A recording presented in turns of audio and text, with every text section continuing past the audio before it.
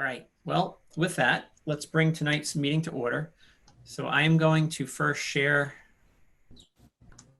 tonight's agenda, and we'll start the meeting.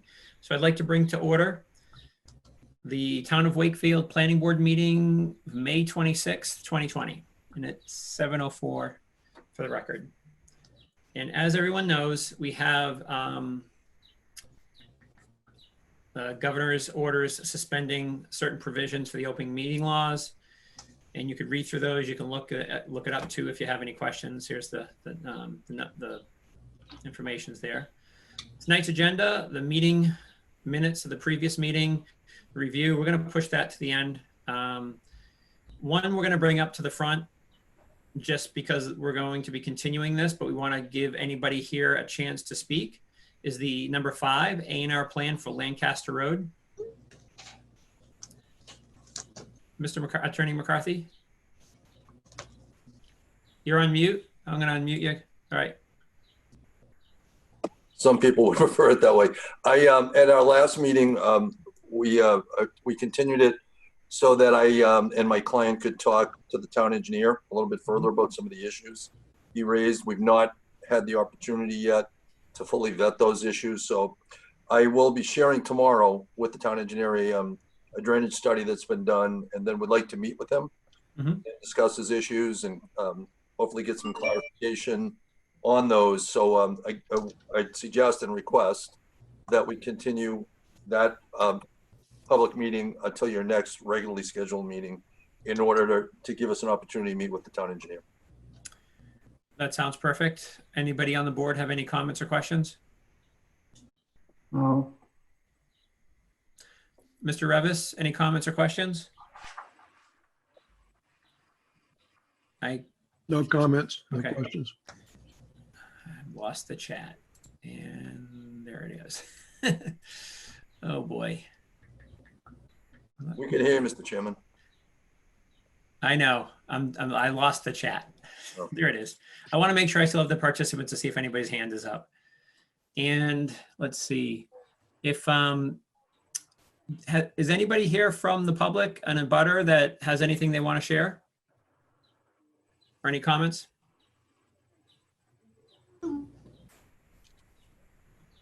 Okay. Thank you, Attorney McCarthy. And please speak with Paul Revis to make sure it's on the agenda for the next meeting. Will do. All right. Thank you. Thank you all very much. Have a good night. Good night. Bye. So it looks like we'll take the rest of the items in tonight's meeting in order. Item number 2, public hearing for Lovis Ave extension. Attorney McGrail. Yes, thank you, Mr. Chairman, members of the board. Hope everybody remains well. This is a continued hearing on the Lovis Ave definitive subdivision. As you know, this has been bouncing back and forth between your board and the Conservation Commission. Conservation Commission hired a peer review consultant to look at this in some detail. They made some recommendations or some requests of the commission and the project as a whole. I was not really involved in that. That was primarily dealt with by Mr. Ogren, who I think is on here. Yep, there he is. So I think obviously your board is going to want to know what has transpired with the Conservation Commission, what they have requested, how that affects the plan, which in turn affects your plan to some extent. So if I may, I'd like to ask John to kind of take over, and he's probably going to want to put some plans up on the screen, Mr. Chair. That works. Let's, before we do, I do have the existing conditions and demolition plan that was sent to us and the grading plan. If that helps, I can share these too. John, does that? Yeah, I mean, the grading plan will pretty much show it what we need. Look, you're also welcome to share if you'd like and show what you have. Would that be easier for you? I think it might be easier just because there's some areas I want to zoom in on. And Yep.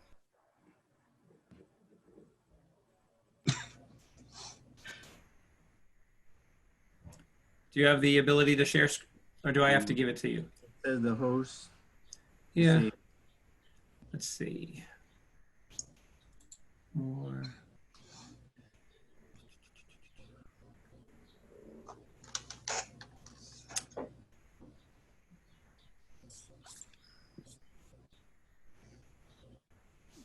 It's you're not able to just share your screen with the green button.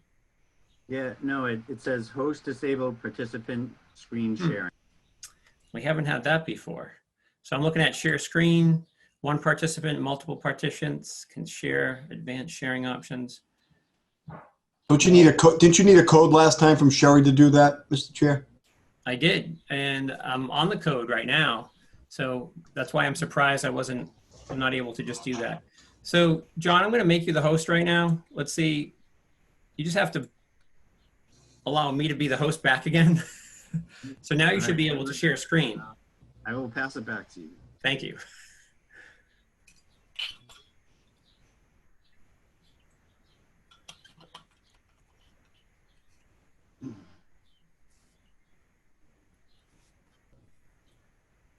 You guys see that now? Yes, thanks.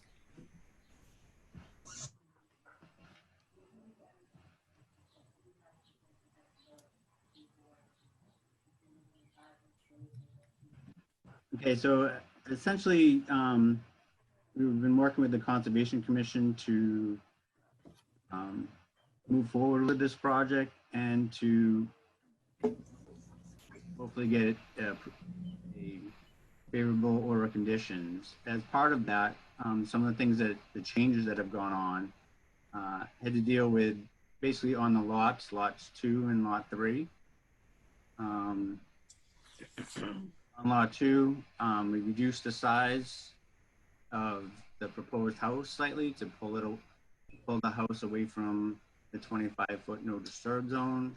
We added some plantings along that 25-foot disturb zone.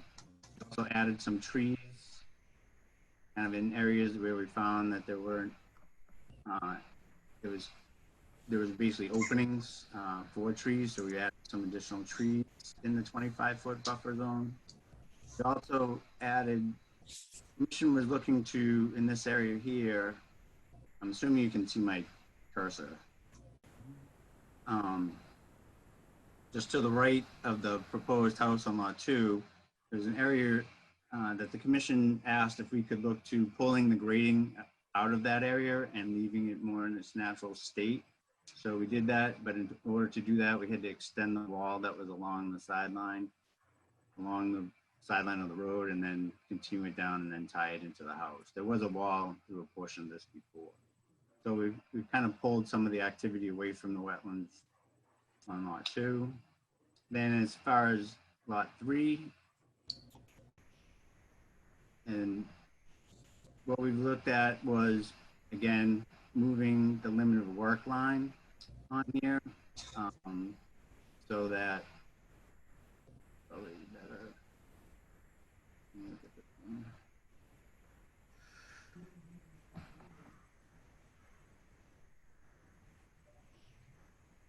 Essentially move the limit of work line on the rear of the house more towards the house, so there's less of a backyard. That moved, approximately about 10 feet. And then we moved the limit of work line on the left side of the house.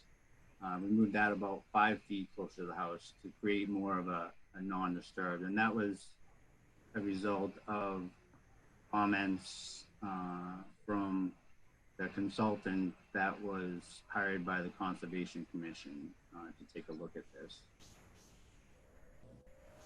So the other thing that they had us do was to add, this came up at the latest meeting, was to add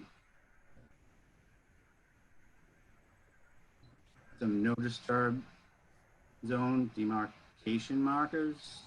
Basically what we're proposing, we added the detail on the sheet that shows, basically it's a stone bound that we're setting at along some lines along the back, the side and rear of lot 3.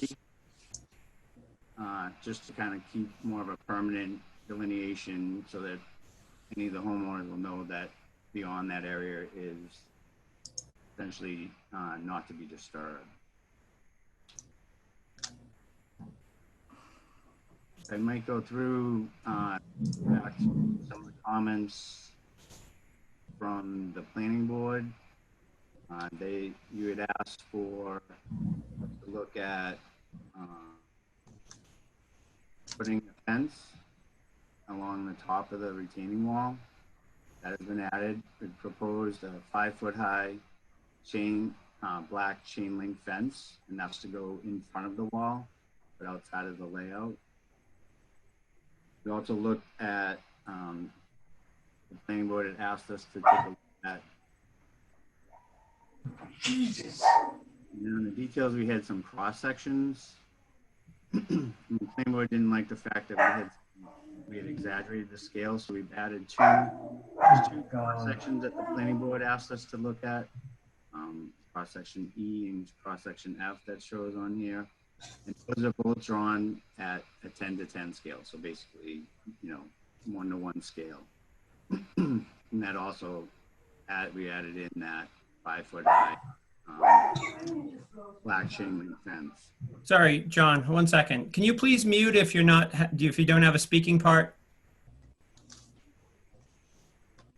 Bill? John, you actually have the power to mute him. I don't right now. If you don't mind, if you can mute Bill Diamore. I've never done that. Bill, can you please mute? Everything should be okay. Yeah, I just didn't, it was just something that just went on. Everything's fine now. Yeah, if you just mute yourself, we can't hear the dog barking. Okay. I'll be back. Oh.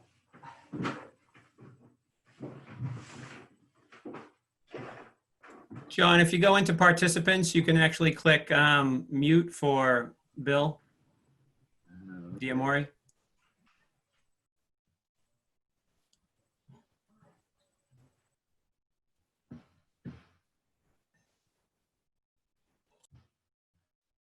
And just to refresh, section E and section F, where those are located is shown on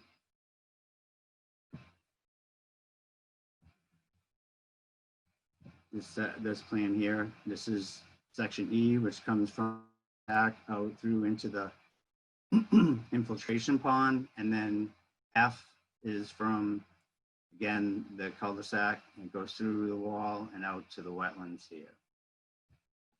So I believe that was basically the comments that I had and the changes to the plan. So between the Conservation Commission and the Planning Board. As far as the Conservation Commission, at the last meeting, they closed the public hearing, and we're looking forward to getting an order of conditions at their public hearing this Thursday.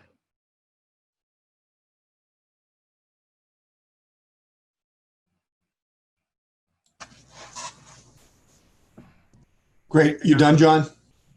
Yep. Great. Thank you. I have a few things, Mr. Chairman. I don't know if anyone had any questions of John before I go on, or do you want me to go on? I guess let me provide a couple of more details to fill some gaps.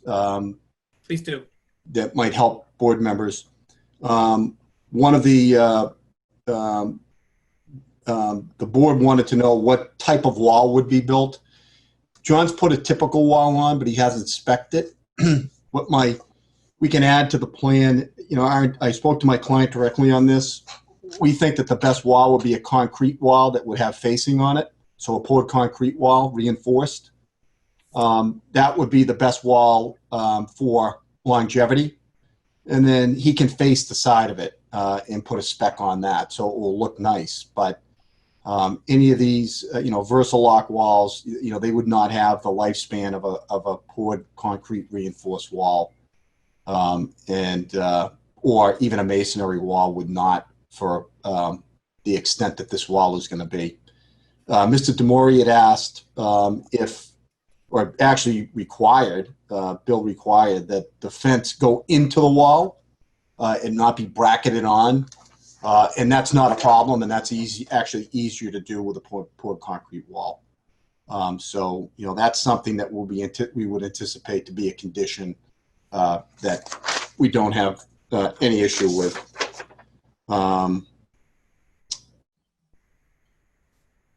I've got some information on the fill, but maybe we can get into that after you, maybe we hear some comments from the board on the detail that John has presented. Okay, thank you. I was looking over my notes, and I know there was some other information. It was going to the Conservation Commission. The limit of work line, the erosion control. I have a note about a 1-year no touch. I just want to,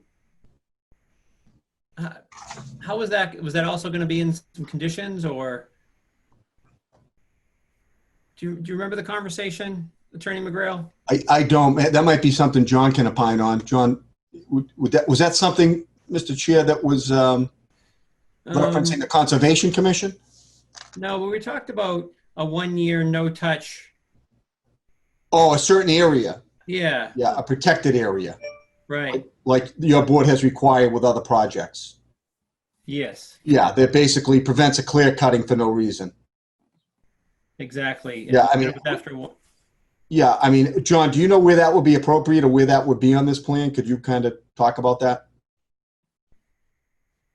I'm not familiar with the one year no touch.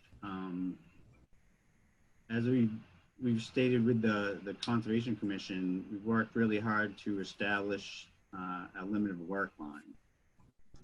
And as I said, there's, especially on lot 3, it's going to have permanent demarcation of the extent of that limit of the work line. Can you blow that up, John, or Mr. Chair? John has control. Okay. Yep.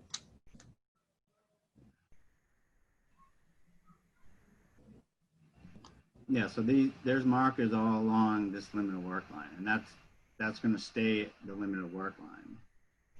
And I don't really know all along here. This is essentially, there's a small riprap that's going in there, so I don't know where it would be appropriate there. As I said, this is our limit of work is established so that we're not doing any work in this area. So pretty much the remainder, would be disturbed or cut for working on the lot. So, John, I mean, this is where, just to have to make sure everybody's on the same page. So, when some people see a limit of work line, they'll think, okay, well, that relates to when the project's being built. Is it your perspective that it's a commission's position that limit of work line is in perpetuity? They haven't conditioned it that way, so I can't really state that. Can you talk a little louder, John? Because I'm having a hard time hearing you. They did not. I don't know if they're going to condition that. On lot 2, we're pretty much, the limit of work is at the 25 foot. So that is a line that they don't want anyone going into that 25 foot and establishing it. Again, same thing kind of in this area here to the right of the house on lot 2. And then again, as you go on to lot 3, it's pretty much at the 25 foot no disturb line. And then, as I stated, this area here is going to be demarked. And we've made it clear to the Conservation Commission that trees within the limit of work line are potentially and most likely to be removed. Anything outside of the limit of work line, those trees will not be touched. Now, they have not said anything in the, after the project has been, basically closed out, certificate of compliance. Right, and the context for this was we didn't want to restrict the new owners of the property from going in and clearing out or making some areas for themselves, removing dead wood, whatever it might be. a year after. So, and maybe Matt remembers this too, but the whole idea of the no touch was to allow the owners of the property to go in and do something past that limit of work line after. I tell you the truth, I don't remember it on this project.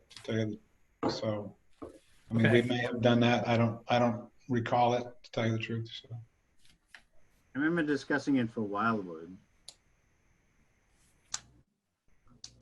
Yeah, I don't remember it on this either, but I mean, we're going to have a condition in some form or fashion with the Conservation Commission. No, you're 100% right. In my notes, I have an arrow going to Lovis and Wildwood. This one's for Wildwood. My mistake. Sorry about that. I mean, but John, this plan is also, this sheet is from our definitive subdivision, right? Yeah. Yeah. So, I mean, you know, with all due respect to the board, and I guess potentially, you know, not for the benefit of my client, but just for lack of confusion, I think, you know, it has to be addressed. And maybe you need to see how the Conservation Commission deals with it. Okay. Because, you know, otherwise you just have a line on there that says 25-foot no disturb, and then nobody knows what it means. Okay. Well, Right? I mean, you kind of have to say what that is. right. And as you said, does it mean in perpetuity? Does it mean that, you know, the developer who develops a subdivision and builds the houses can't touch it, but homeowners can in the future after everything's built if they wanted to? Because the presumption is that they won't want to clear, you know, they would want to keep it for themselves. That's for a discussion for the board. Right. I think it's come up in the past where it's the limit of work line is after the certificate of occupancy, there's no work. So is that the limit of work line? Is that the end of that line? Yeah, I agree. And, you know, but I just don't know what the Conservation Commission's, John, do you have any idea? You don't know what their position on that is, right?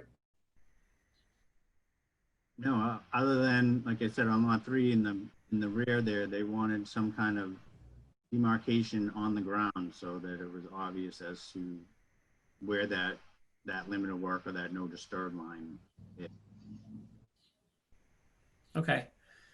Let's see if Matt or Bill have any comments or questions about the definitive plan. Yeah, I have a couple questions. You've got, it seems like 2 limited work lines on there, and then you've got a, you know, the proposed siltation control in between the 2 limited work lines. Can you explain what's going on there? Yeah, that's on the A plan. If you look at the definitive plan that I sent, this one shows the limit of work line. There's just one limit of work line. So the one that we were sent this morning, I'm looking at that one. And that has 2 limited work lines. So sheet 6A of 10. Yeah, that was sent out as kind of to demonstrate how much the limit of work line moved. Okay. The larger LOW is the older limit of work, and then the newer limit of work is smaller and inside that. All right. So you're just putting these, the demarcation points just on this lot 3? You're not putting on lot 2 also? No, just lot 3. So how far off of the back of the house is the no disturb line on lot 2?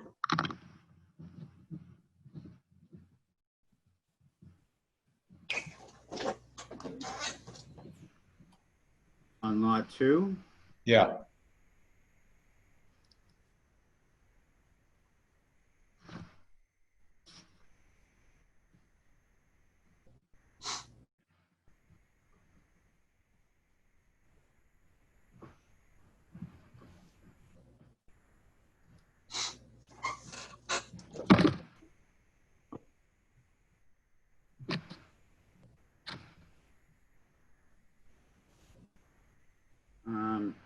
the house, it's about 10 feet, and from the garage, which is on the right side, it is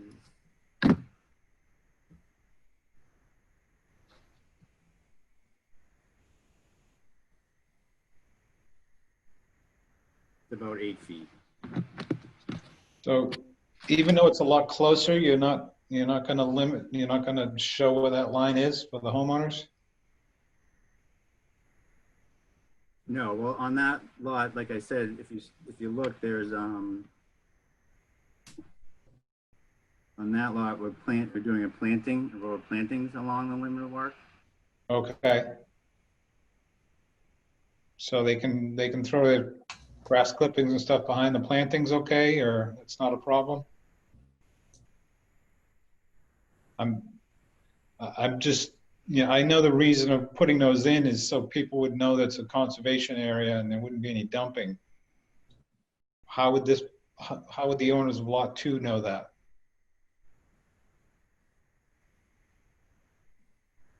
Well, it would be part of the order of conditions. Yeah, I mean, it's part of the order of conditions, and if they did, it's going to be enforceable by the Conservation Commission. They would issue an enforcement order. They're dumping in a protected area. Yeah, but the purpose of putting the line of demarcation on the other lot is so if someone were dumping out there and someone were to go check, you could clearly see that it was over that line. On this one, as long as the plantings remain, which is kind of suspect since they could grow pretty large, only being 8 feet away from the house. I'm just wondering why you wouldn't extend the same controls over there. That's all. All right, and then I have another question. I did watch the conservation meeting on this just to see, what was going on. I know there was some discussion about snow storage areas, and the Conservation Commission basically just commented on snow storage in a roadway. So for Lot 3, where are they going to dump their snow? Are they going to dump it at the end of the turnaround into the conservation area? I would anticipate. I'm kind of surprised that nobody commented on that. It would be over by the garage, between the garage and the turnaround area.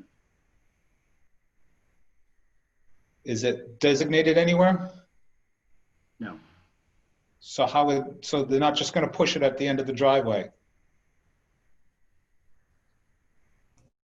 I believe they're going to push it to the end of the driveway. Okay, and that's the end of the driveway is right into the conservation area, correct? No, it's into a lawn area. Isn't that riprap right at the end of that back out when you come out of the driveway, come out of the garage?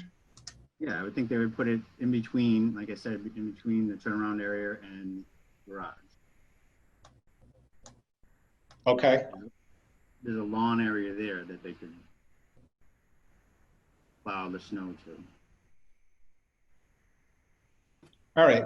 I mean, that in practice, that's probably not going to happen. They're going to plow all their driveway, but that's one of the things I see right now.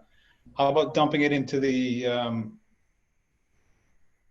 that storage area you have in the front there? Are there any limits to that?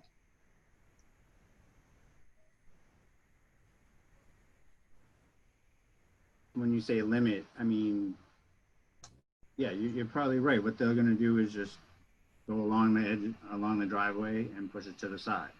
And then at the very end, when they get to the end, they're going to end up with a pile.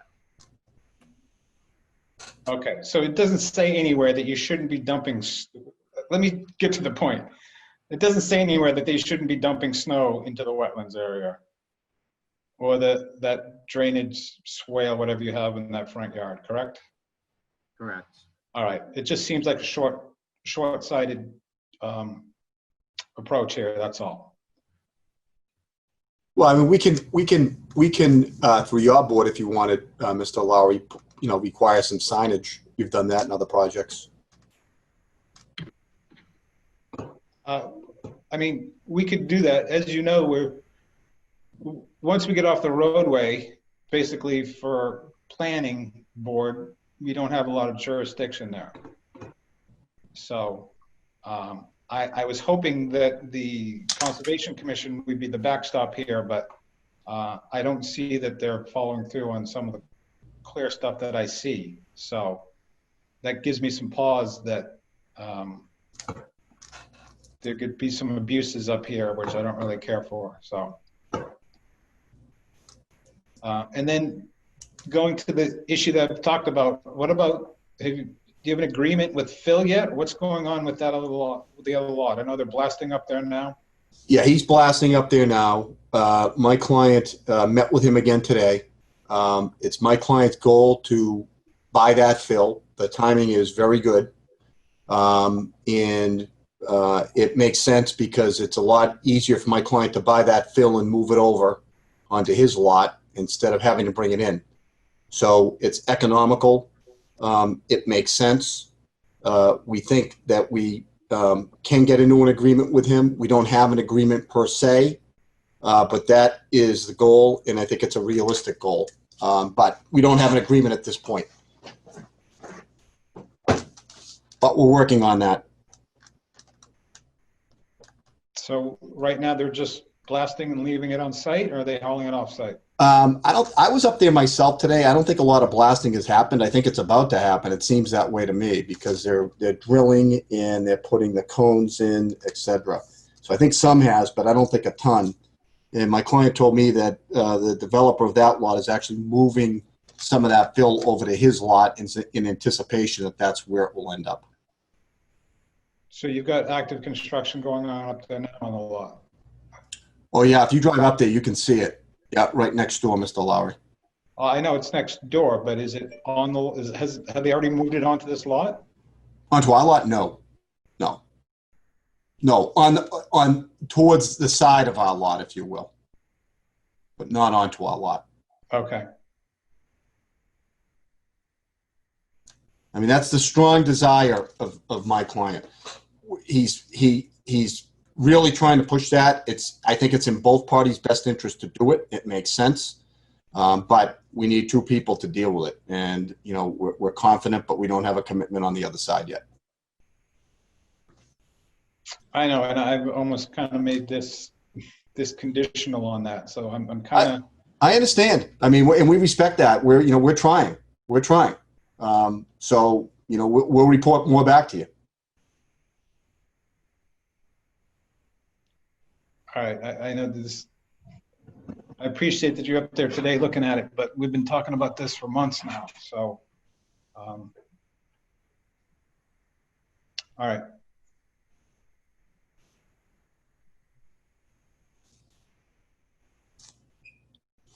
And Bill, all right, do you have any comment? Oh, sorry. one last thing. Go ahead, Matt. One last thing. I know you had said, Attorney McGrail, that you were hoping that this road would be accepted at some point. Is that correct? You always want to keep. You always want that opportunity. That's up to the town if they want to accept it or not. Okay, but you're installing an infiltration system under the roadway, correct? That's right. But there'll be a restrictive covenant for the maintenance of that, which will not be on the town.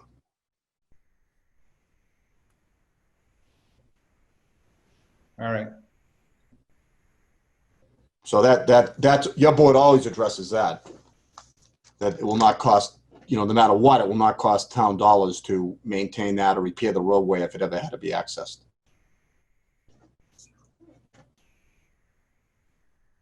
All right. Thank you, Matt. Now that I do have my right notes, you know, we talked about the wall and the cul-de-sac and the grass strip. Bill, do you have any comments? Or No, I think Matt covered everything. I think Okay. Matt covered everything he said. Oh, the other thing outstanding, we've made a commitment in Ellen Grossman, who's one of the neighbors, and hopefully she'll concur. She's a friend of mine also and a colleague. She's an attorney. a sister of mine. I've spoken that we are going to meet with her and some of the abutters, and try to work with them on what might help them as far as buffering and plantings and stuff like that. We had mentioned that to the board, and then the COVID-19 happened and social distancing. But we spoke today, and I spoke again to my client, and he's committed to that because he did commit to it. So that is not forgotten. I agree. Okay. Thank you. Mr. Revis, any comments? Yes, thank you for redoing the sections so that I can read them. Not being an engineer, I think it makes more sense to be able to see them at one-to-one so we can understand just how high those walls are. I have a question. Under the road, the cul-de-sac itself, you go downhill, and then at the bottom there's the cul-de-sac. How much fill is underneath the pavement of that cul-de-sac itself? It's not sitting on a ledge or directly. It's got to be sitting on some fill. How much fill is there? What do you anticipate for settlement, and what do you project for the road's durability, given the fact that it's down at the bottom of the hill? Heavy trucks go down there, bouncing up and down, making turns and stops. It's bound to continue to settle even after you've compacted that earth. How much settlement is going to be there? How much fill is underneath that road in the proposal? I don't anticipate much in terms of settlement. Most of what's going to be put in here, I would anticipate would be processed material or basically fractured ledge. In terms of the height, this is kind of on a side of a hill. So over on one side, which would be the high side, which is towards lot 1, it's pretty much at grade. And then towards the wetlands, it's about 9 feet of fill on the far side of that cul-de-sac.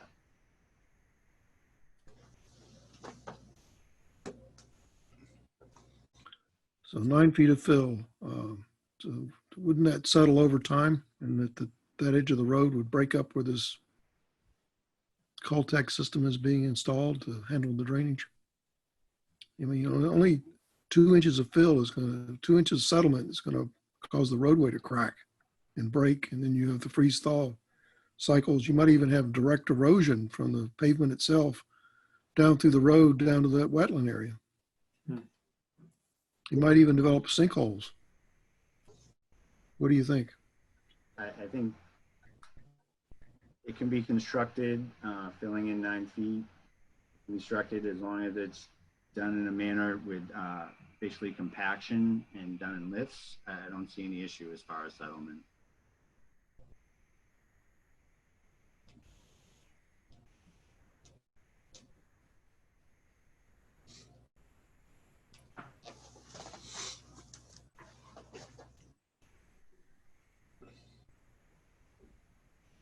Oh, Paul muted himself, Bill, I think by mistake. Oh, Paul, you're muted. I muted myself. I didn't have any additional comment. I'm really concerned that that road will not stand up over time. Good engineering is still not going to solve construction problems like that. It's, I just think that will be a problem for the owners. I don't know how to solve that other than, huge reinforced concrete slab down there. I don't think fill is going to, you can constrain it so it won't compact unless you put in that concrete retaining wall becomes a retaining wall for all the fill that's being put in for that cul-de-sac. And that you hold that in that mold so that it doesn't squish out over time. I think I'm looking at this also, there's a lot of, which trees are going to be able to be retained on this plan? It looks like you're going to be having to clear almost everything in this area to build the homes, the lots, the retaining walls, do the grading, do the fill that's needed.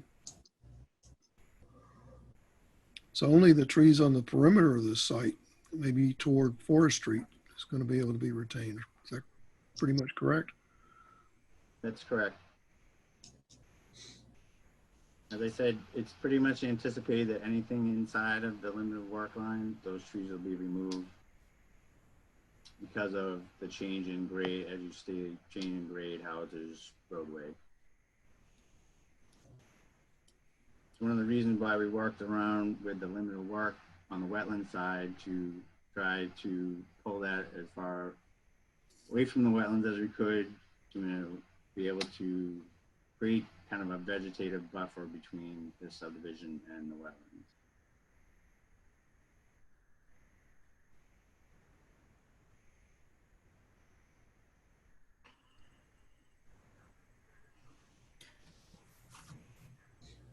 Thank you.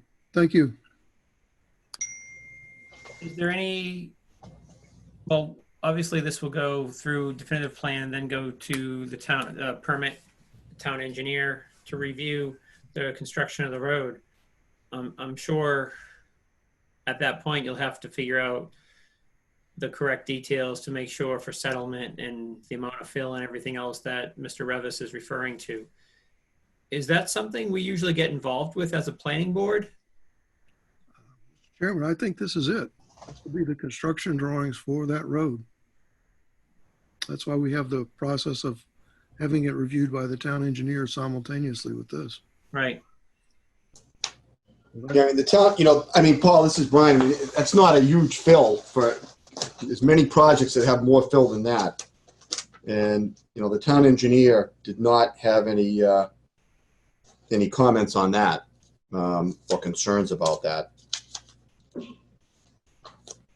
Well, it's, engineers usually think that they can build things like that without it ever settling 2 inches, but I think that will settle to it.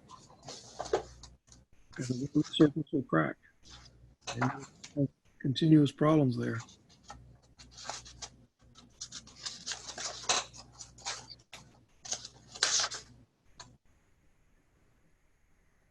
I wonder if we could ask Mr. Renaud to give us some specific on that.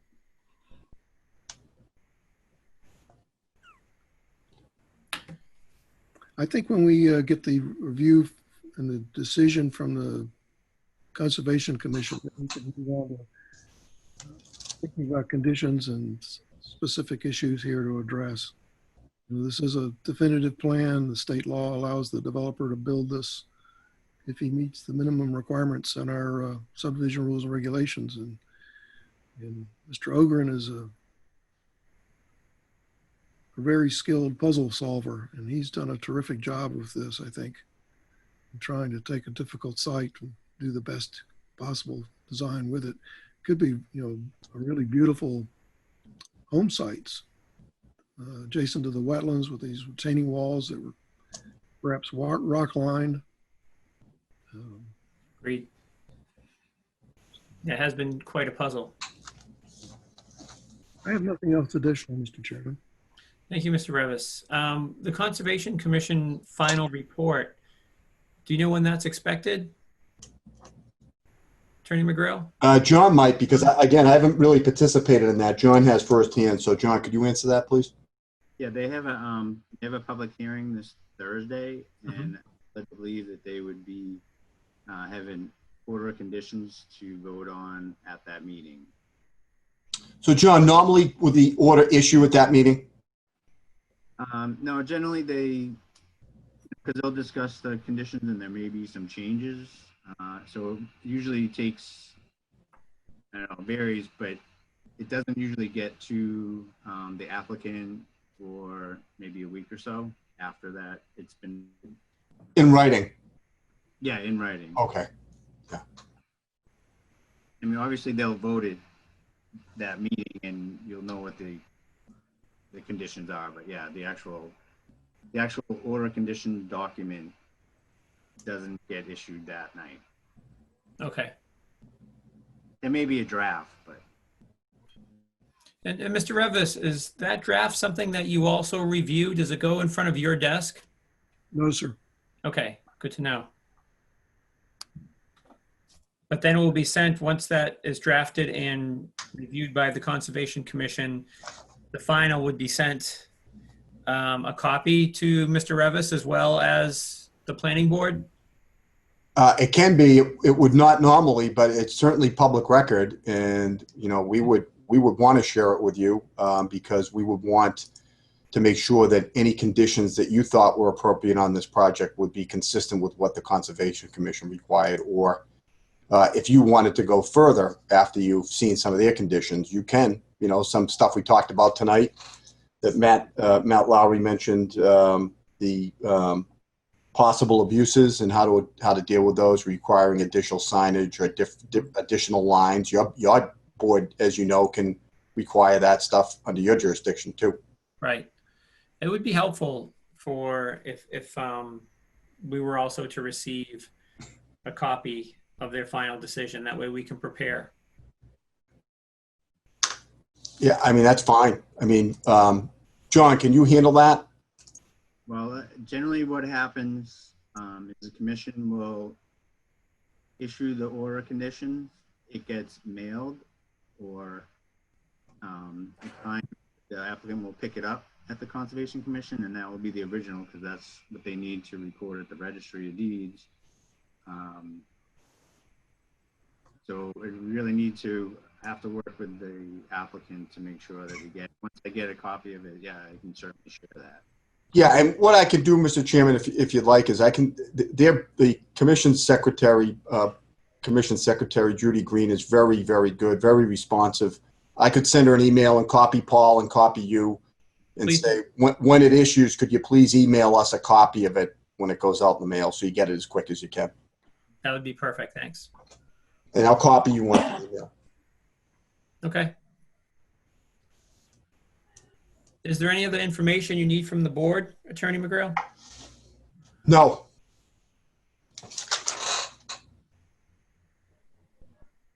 Okay. So when do we expect, should this be on the next meeting's agenda or?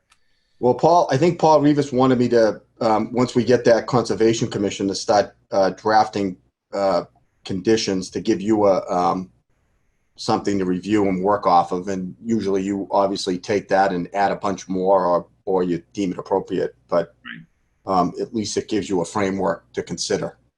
Understood. I had a note that Paul talked about that. Paul, is that something you still would contemplate? Yes, I think that the Wildwood decision had some useful conditions that we can adapt to deal with Lot 3 and perhaps Lot 2. I hate to see the rear yards of properties being restricted in any way because usually the owner wants to, make a play area for their children or put in a pool, and those rear yard restrictions are always a problem. So we can really think about how to do that, but still thread the needle here with the wetlands and the protected areas. That would be a good thing to do, is start thinking about those conditions. Okay, thank you. Any other comments from the board?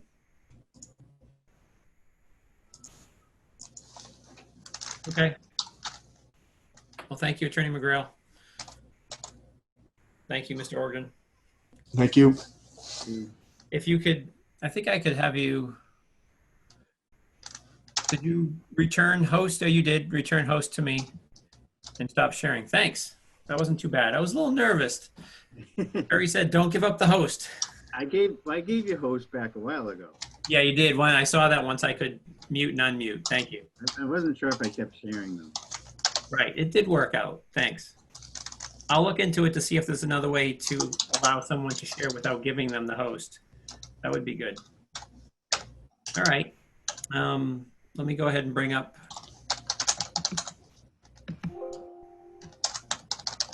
our agenda. Brian, I'm just gonna, Attorney McGrail, I'm gonna mute you because your typing is so loud. Oh, I'm sorry. Yeah, go right ahead. There you go. Next item on tonight's agenda, public hearing zoning map change, 3 parcels of land, west side of North Ave between 592 and 570 North Avenue from single residence to general residence.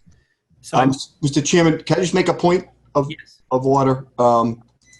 I didn't, just for, I know Ellen's on here. I don't know if there was any public comment on this subdivision. And I don't know if it's a prerogative of the board to take public testimony tonight on it, but I just wanted to raise that to your attention that you haven't asked for any public testimony on the Lovis Ave subdivision. I don't see why we can't. If and actually, while you bring that up, a question too, should nope, that's good.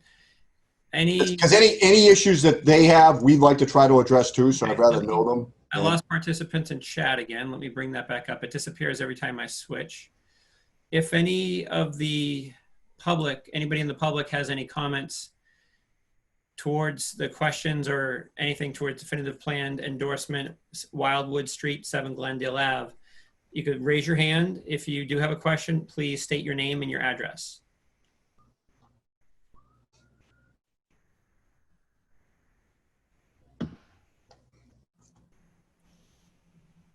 I don't see any comments or any hands raised. Thank you, Attorney McGrail. Thank you, Mr. Chairman. So would this be on your, can we ask for this to be, at your next, on your next meeting? Yes. Is there any effort to get this closed out, and we'll try to get the rest of the answers and information. I'm going to send an email to Ms. Green tonight. Okay, thank you. And we see the definitive plan filed June 11th, 2019, and the public hearing opened. Lovis, let me see. Do we have time? Are we good? Yeah, I think we're good till the end of September, right, Paul? I mean, we're not going to go there, but just from to avoid constructive approval.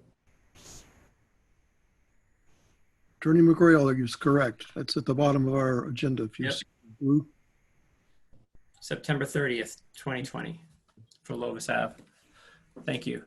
And I know I apologize again. Lovis Ave and Wildwood, I've mixed up a few times. Do you, I guess the question would be, should we jump to number 6 for the definitive for Wildwood, 7 Glendale? You can. We don't have anything on that. That's already been approved, as you know, and it's land court plan, and we're tied up with the land court. Is there anything we need to do on that tonight? No, nope, not at this point. I'll let you know when things resume there. So, but I asked Paul to just keep putting it on the agenda just in case something frees up and we can get it done. Yes, there's some agreements that need to be submitted, and then Yeah. the plans need to be signed by the board. Okay. And it's registered land, so it's kind of the court system's a little bit quiet right now. Understood. And there's no worry that we're going to run out of time or Nope, your client's time or anything like that? nope. It's already been approved. The decision's already been clocked in. So. Okay. On to number 3. Public hearing zoning map change, 3 parcels of land, west side of North Ave between 592 and 570 North Avenue from single residence to general residence. So during this, we've reviewed, and I know with a few, let me bring the North Ave property. When we last discussed, and Attorney McGrail, you're welcome to jump in and discuss, I think what we're left talking about is the recent comments and your I get back and forth with town council to look for some type of conditions. Yes, Mr. Chairman. To refresh the board's memory, I think this is either the 3rd, maybe the 4th hearing, and I think, and certainly if I'm wrong, I'm sure I'll hear from the board. But I think the board we've gone over the benefits of rezoning this to general residence with a common driveway that would either have 1 opening or 2 openings, with a commitment to install public sidewalks in front of the property at the owner's expense. Mr. Lowry, and I agree with him, raised a very good point. He said, this sounds like a good plan, but if we rezone this, we could end up with a development of 3 two-family houses and 6 driveways coming out onto North Ave, and that's not what we've talked about. So, it would be difficult for the board to support it because there'd be no enforcement mechanism to make that happen once town meeting went forward and if they vote to rezone the property to general residence.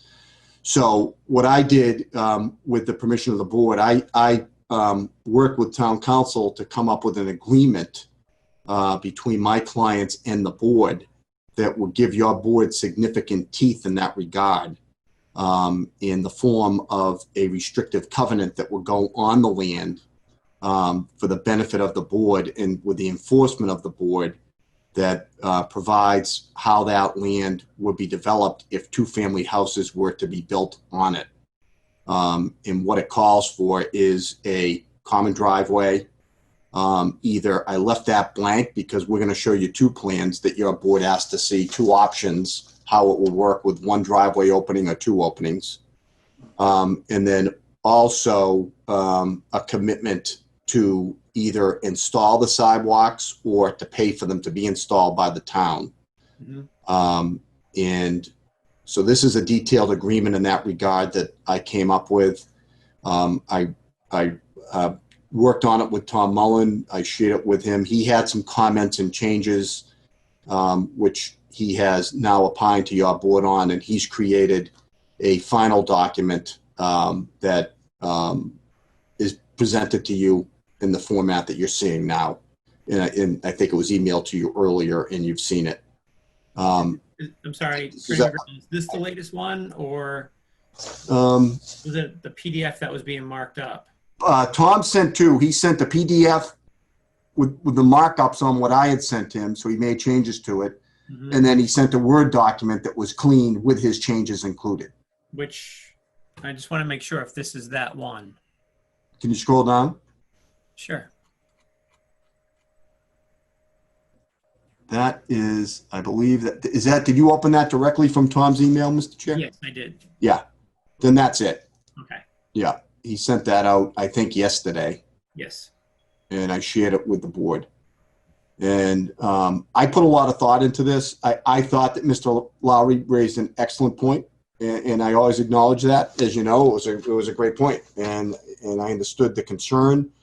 And I think we've gotten very creative here, and we've been able to address that concern. And it could provide for a better development on that property, and it could also provide for significant sidewalk work at no cost to the town, and 1 or 2 curb openings rather than 3 if it was going to be single-family homes, or potentially 6 if you didn't have this agreement in place. So that's that. And then we have 2 plans that you would ask Mr. Ogren, and he's here tonight on this, to you want to see conceptually in more detail than the sketch plan that you just showed, Mr. Chairman, mm-hmm. on how it will work. And Paul Rivas, the town planner, suggested that he thought that maybe 2 driveway openings would serve the property better than 1. And he wanted to see both options. So we have that we can put up on the screen if you'd like, or you could put it up. Sure. I don't mind having John put it up, that way he can walk through it. I just wanted to clarify, I don't think it was 2 driveways, but he was comparing it to one of the other properties further up North Ave that had a one-way, like an in and an out. Yeah, I thank you for saying that. It's not 2 driveways, it's 2 curb cuts. Okay. So it's a common driveway and it's really the number of curb cuts that will come off of North Ave. Attorney McGreal, is there anything else on this document that you need to see or discuss or share? No, I think, I really put a lot of thought into this. I think you saw the email from Tom. I think he liked the document that I prepared. Yep. When I prepare these documents, I always do it from the perspective, because we're sincere in what we're trying to do. I do it if I'm in your shoes, how I would want it. We even have a provision in there that if we come to an agreement on this, that we need to file a notice virtually immediately at the Registry of Deeds that we've entered this agreement. And that would protect the board that if, for example, and it's not going to happen, but the board always has to protect itself. If my client decided that next week they were going to sell the property prior to town meeting, and then the buyer would say, well, I knew nothing about that agreement. Well, they would now, because we're going to have it recorded at the Registry of Deeds to put the world on notice that this agreement's in existence and beware. Understood. So I think it's with, Tom always has great comments, and I think it's a really good document. It's cutting edge, and I think it really is creative on the board's part, and it addresses the concern. Okay. John, I'll make you the host so you can share.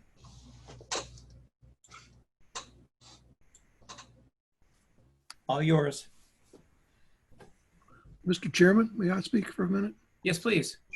Oh, I see your hand. Sorry about that. I wonder if Brian would share with us the legal grounds for being able to do a contract zoning and what that's based on. That's a new item for us. I mean, speak to the restrictive covenant side of it. Speak to the legal foundations of being able to do that. Many states, you can't do that. You want to do that, Paul? Yes, sir. Yep. Hang on, I just got to find something so I can address that properly. Just bear with me. Is there case law? Is there some Oh yeah, yep, foundation for this? there is, Paul. There's a lineage of case law that has evolved going back through the years, and basically, there's what it comes down to is that the planning board can enter into an agreement to support a zoning change article like this if they deem it in the best interest of the town. So the courts have given broad authority for that to happen. And in return, they're getting a restrictive covenant to protect their side of the deal for the support. So the support isn't actually, some of the cases have come down now that really the support, the consideration could be almost anything given to the town. The courts have gotten broader with this, but the earlier cases that allowed it really dealt with basically the board is comfortable that there's a benefit being given to the town related to the future use of the property that would be beneficial to the inhabitants of the town and the neighborhood, and they have the power to enter into an agreement to do that.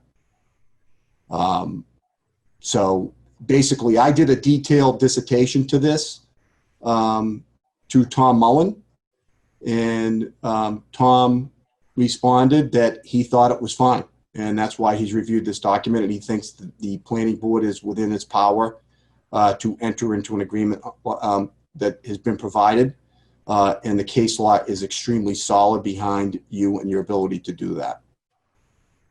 Can you share that with the board, Mr. McGraw? What would you like? The document that you gave Mr. Mullen.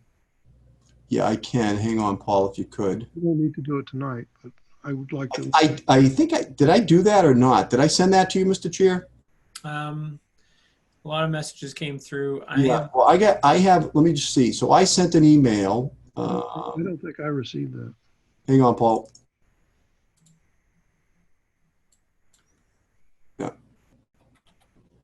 We've never done this before, so when we go to town meeting, I don't need to give a preliminary on this or not. All right, so here's what I said to Tom Mullen on May 12th.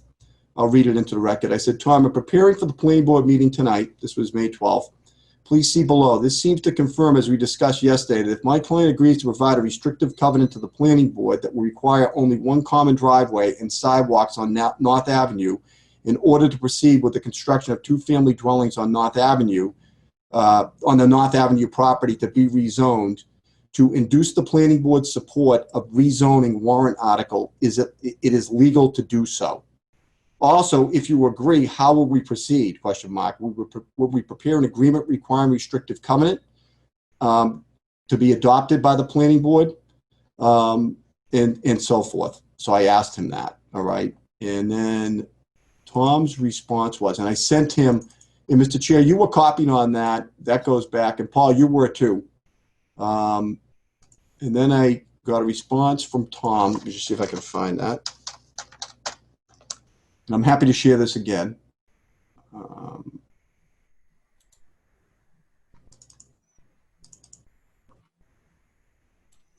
Okay. Was it I think it might have been a forward. I forwarded it, yeah. So Tom's response that day was, Brian, thanks for the excellent the excellent article about contract zoning. Where did you find it? I agree that we needn't worry about a contract zoning challenge. I agree that we need not worry about a contract zoning challenge. I also agree that an agreement between the planning board and your client might obligate the developer to record a restrictive covenant enforceable by the town if the rezoning occurs, and the covenant will require the owner to install improvements if the two families are constructed on the lots. Tom. So, and then obviously Tom reviewed this document, Paul. So town council is very comfortable with this. The case law is very clear. Well, I still would like to see the article. I think when you hit reply, it drops the attachments. And I think the attachments. It's in what I sent him, Paul, and I just sent it. Got the computer. So I'm going to forward this to you right now, and I sent it. I'll send it to the board members. You have it. And it's not an article. I did the research and I wrote it. He referred to it as an article. So if you scroll down in this email. Oh, I see. There really wasn't an article then. Yeah, you will see all my research. I was looking for a bar review article or something. No. It's an article. No. Nope. So you'll see that in detail. And let me see.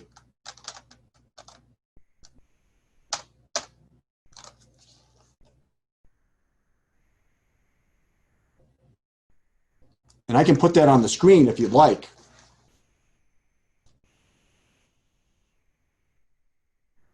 I just sent it to you, but if you want me to put what I sent Tom Owen on the screen, if you give me control from it, I can do that, Mr. Chair. It's up to you. I relinquished my host to, I think it's fine. Unless, Mr. Revis, unless you really need to see it tonight. I just received it. And I see the piece that, the contract zoning piece that's referencing section 3.4.3 contract zoning, Duran versus IDC Bellingham. Right. I don't think we need to see this tonight unless Paul. I'm available to go ahead because Mr. Mullen has passed on this, but I would like to have that some understanding of that because yeah. This is a new process. Okay. And the Attorney McGrail copied, sent it to you, copied me, Bill, and Lowry, Matt. So the whole board is copied on this. Very well. Thank you. All right. Thanks for bringing that up. I mean, the final case that was reviewed by the SJC is the Duran case, which actually somebody paid the town $8 million for support of a zoning article, and the SJC upheld it.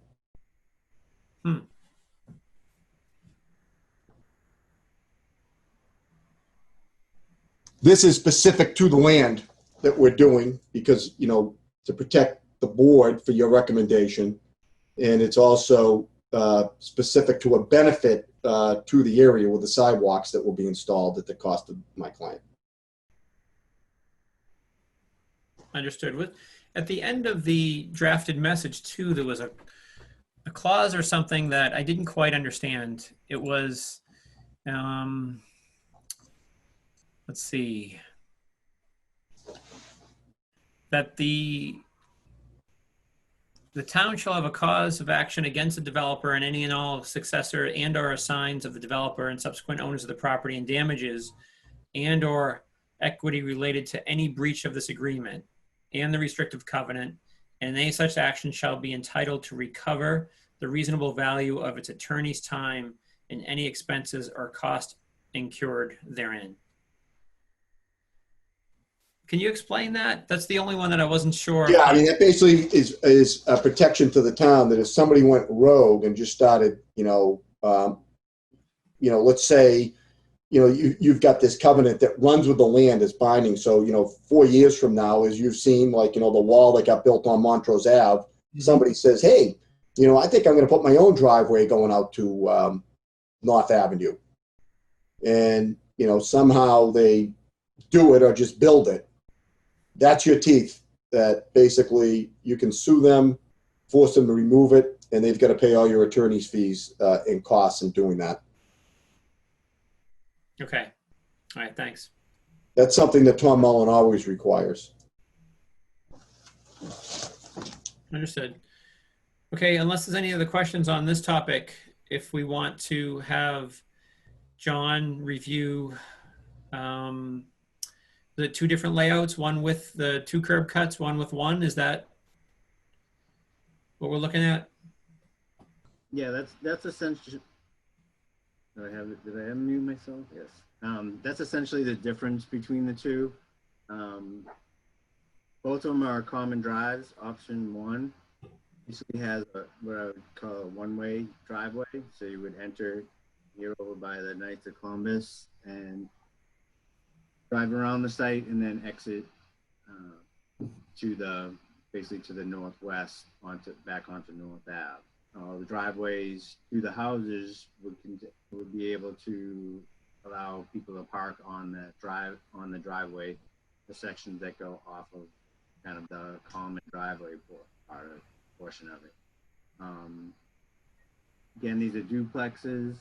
These lots are designed to meet the required frontage and area for the proposed rezoning of general residence. I just want to note too that in designing this, I took a look at, there's quite a few sizable trees in the layout of North Ave, just off the travelway, but still within the town layout. And we're trying to get this driveway in a position that wouldn't require any of those trees that are within the layout to be removed. Option 2, and similar layout, some of the rotation of the proposed duplexes changed some. The concept is basically the same. We have a singular drive coming off of North Ave, so it'd be in and out, and then driveways off of that common driveway to each of the duplexes that would allow parking in front of it. And again, this one shows lots that meet zoning requirements for the general residence. Well, I have. Oh, I did. And the dash line, that's the buffer for wetlands? Yeah, In there the are back of the lot? on this property. There's the 100-foot, which is out here, and then this is the 25-foot. It's labeled there 25 feet. This is a 25-foot no disturb that the commission likes to see. Okay. We did add on the proposed sidewalk out along North Ave. And it's somewhat of a level lot. Is that like one contour line going through there? Yeah, there's not a lot of grade. Right. Out by North Ave, and then 86 kind of at the backs of the houses. Mm-hmm. And then down at the wetland itself, you get down to elevation 85 and 84. So yeah, it's fairly level.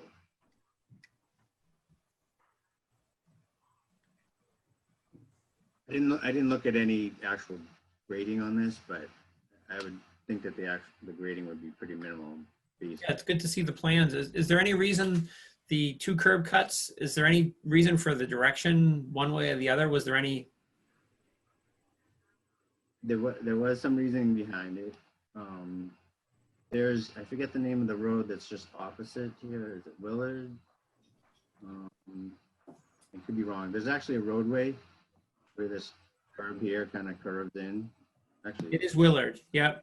Fielding is the one across from the Knights of Columbus, and Willard is the one right across from that opening. Yes. right. And so that was kind of the thinking behind it from traffic engineering you kind of want to create this intersection so that these people, if you had the opening further down or they were coming around, at least the conflicts get reduced, and someone coming out of here, taking a left turn, this person taking a left turn, more like a normal intersection. Okay. Nothing other than that. There's nothing sacred. It could go the other direction. Thanks. Not too critical in the sense that there wouldn't be people coming up. Most likely, there wouldn't be people coming off of this driveway and going across to Willard, because that's a dead end. Understood. They could have a friend down there. Bill, Matt, any comments? The only comment I have on the plan is, well, first of all, I don't want to get into us engineering this too much because it's not really in our scope right here. I would only just prefer that no one's backing out onto North Ave if possible, that's all. So the two driveway option is a little bit better for people not backing out.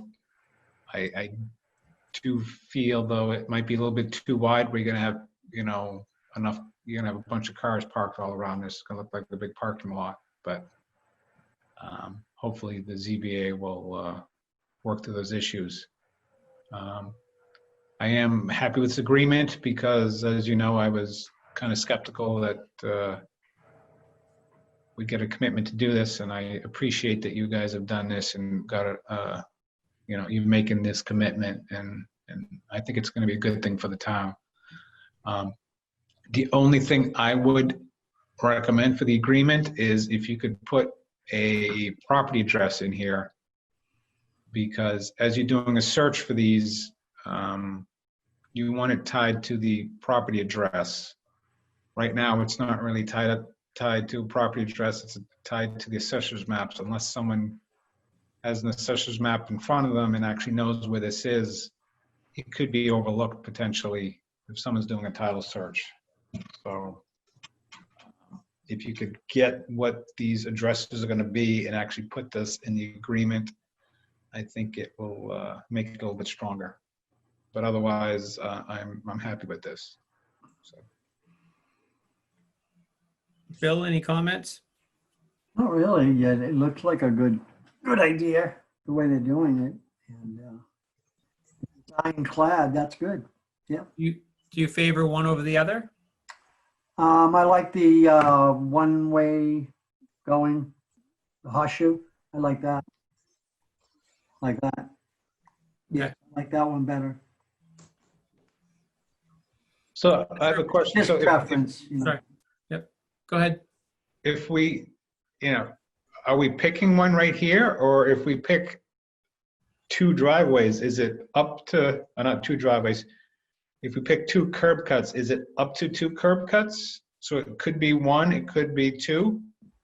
But that's what I wanted to get to tonight. If there was one plan, do we want to make sure it's up to two and not settle it has to be two?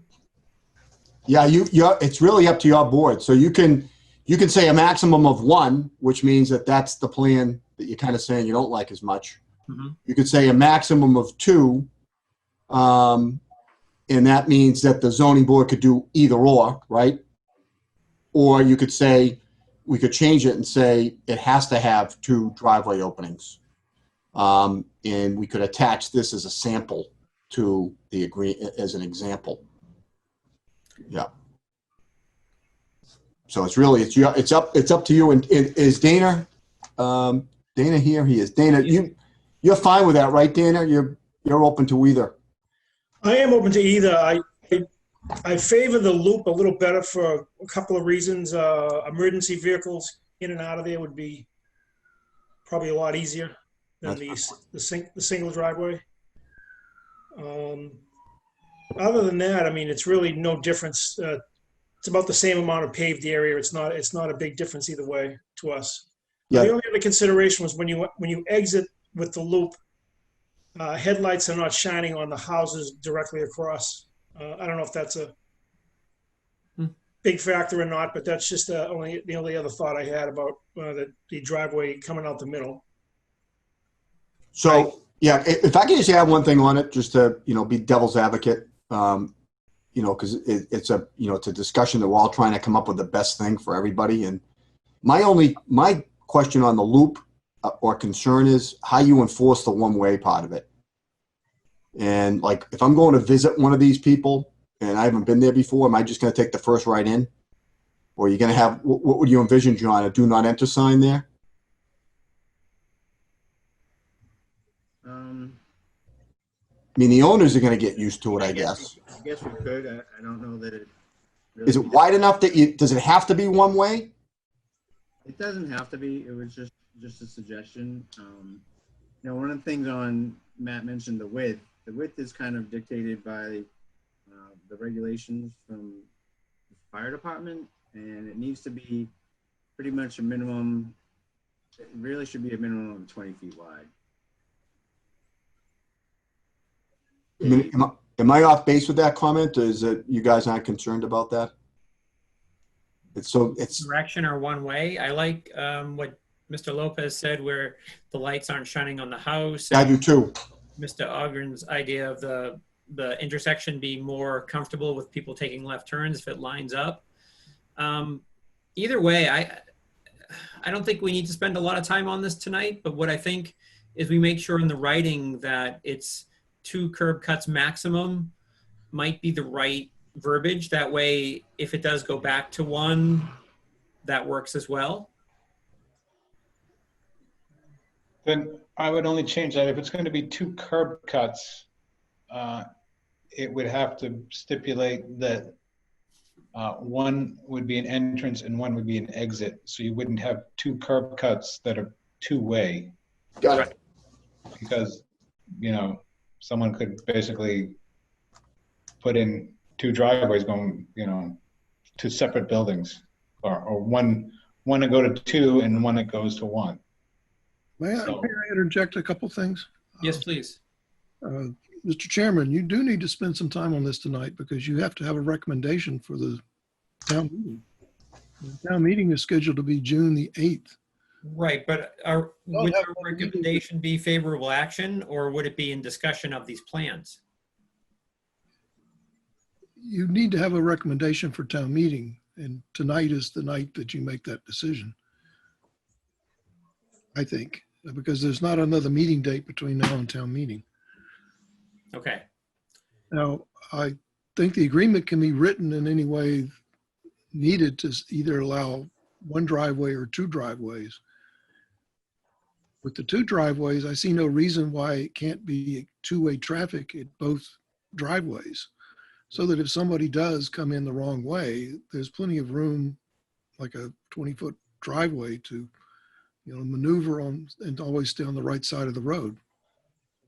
The scheme 2 has the horseshoe here with the 2 curb cuts. It looks like there is an opportunity also for putting in visitor parking.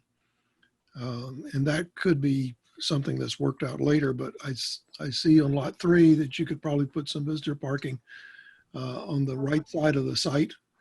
And then in front of lot 2, you could probably gang a whole number of spaces there, maybe as many as 6, to provide some additional parking for visitors too. Usually these duplexes are bought by people who have 4 cars for each unit. So I think that there's going to be a lot of concern about, where is everybody going to park? Okay. I don't know, Mr. McGrail, what is the trigger that's going to get this to the Zoning Board of Appeals? Well, it's going to be an application to the Zoning Board of Appeals because we have a common driveway. Right, so that's a special permit. Yeah. You have to have a special permit to do either one of these schemes. But then when they do that special permit, they may just venture into other territory and singles or how they should look. Sorry, if you're not speaking, please mute. There's some background noise. Well, that's not in my house. And it's not in mine, Bill. That's essentially all I have. I would think you would wrap this up tonight, Mr. Chairman, if you could, and not continue it.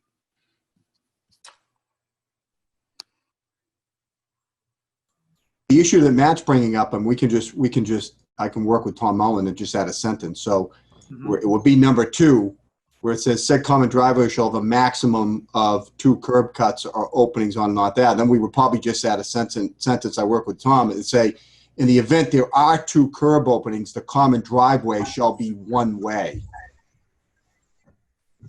So now your board is making that requirement. So that's part of our agreement, that the zoning board would not be able to then make it a 2-way driveway if you want it to be a 1-way driveway, which seems to be the preference. I would discourage that. I think, that's going to be a danger. If you make it a 20-foot wide roadway, 20-foot curb cut, wouldn't that be enough to be a 2-way if need be? You can label it as 1-way if you wish. As they build it, they could even put, electric gates there so that, you have like garage door openers. Each owner has those to allow those gates to open, and you can have access, because people that walk around the lake may think, oh, this will be a great opportunity for me to sneak in and park here while I walk around the lake. I don't think so. Control visitor parking. That may be a concern. But I think 20-foot wide roadway in there is going to be really needed, because visitor parking may happen and then they'll block the roadway. I'll stop at that. Thank you, Paul. Well, now it gets complicated. We're looking at the wording. If we think we're okay with it being 2 ways, but we want to make sure it maximum 2 curb cuts, then we're opening up to what Matt mentioned about, well, does that open it up to where now there's 2 separate drives in the wording? It's really up to you. Well, Your board. let's come up with the right wording. I think that's what we need. And as far as recommending a plan, I would recommend personally this plan over the single curb cut to allow for more open area. And I like the idea of how it's saving the trees. And I do like that loop, whether it's 1-way or 2-way, I do like the loop. And once you say a maximum of 2, or I guess if you want the 2, you would say you wouldn't give the option for 1. It's really up to you. Well, is it the right where it would be maximum of 2 curb cuts to 1 continuous drive? Is that clear enough? Well, I'd work it out with Tom in you and Paul. I mean, I think it would say something, said common driveway shall have 2 curb cuts or openings onto North Avenue and be circular in nature. And we would probably attach this plan just as an example.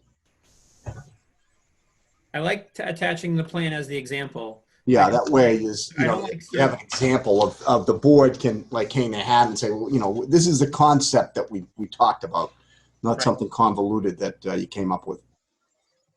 Okay. Matt, Bill, anything to add?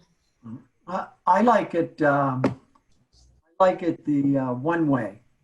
I like it, and then you put 2 do not enter signs at 1 opening, with the 1-way on the other side.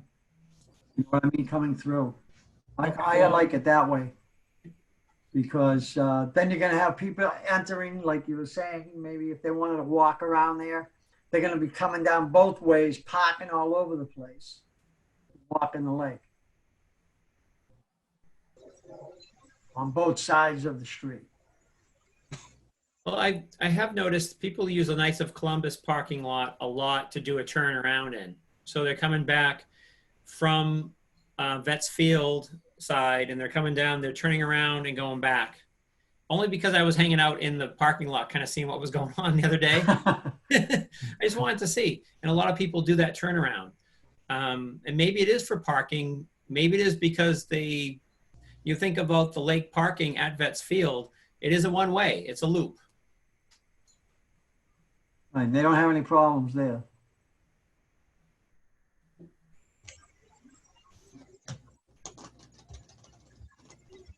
Matt, any thoughts about the correct wording?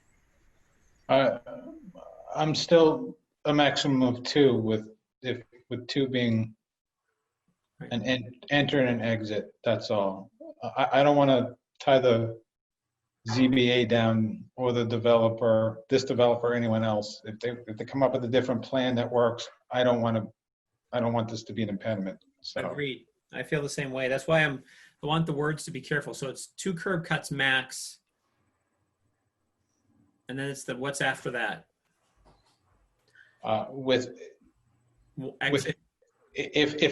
if 2 is the option, then an entrance and an exit.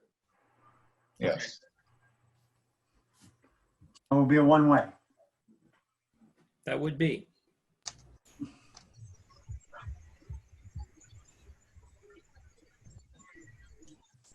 That's fine.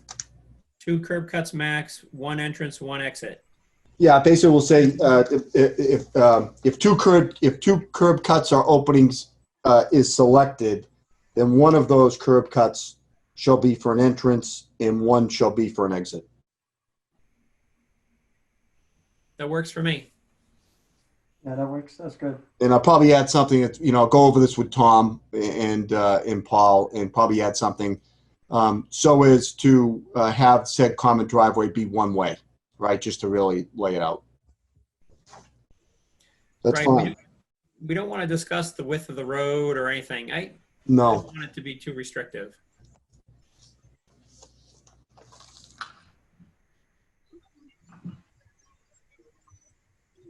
Part of it is the width of the road in front of lot number 2, between lot number 3. I know I see a tree there in front of lot 3, but the road might get wider there for some parallel parking for the residents. Or a pull-in, pull-out parking. True. And when you couple this with the sidewalks that are going to go in front of those new apartment buildings, now you've got a lot of sidewalk going down North Ave towards the commuter rail on that side of the street. Yes. And this setup is friendlier for pedestrians in front of these properties compared to having 3 single-family homes with driveways that they have to back out onto North Avenue, as Matt said, Right, which we don't want at all. into pedestrians. Right. So, Okay. so I think I have the language. All right. I don't see Paul's hand raised, but Paul, do you have any other comments on this? I'm good. Thank you. Okay. Well, with that, this is a public meeting. I would like to open it up to any comments from the public. If you do have any comments, please state your name and your address. Joanne Schooler from 51A Chestnut Street. Hi, Joanne. Hello. I think it would be more practical for the road to be 2-way. I just see a lot of traffic on North Ave, and I think if it's 1-way, it's going to be problematic if people want to go in there and they find out, oh, I'm going in the wrong way. And it just seems to me to make more sense to make it 2-way. And we've discussed that the width of the road, required width of the road is allowable for 2-way.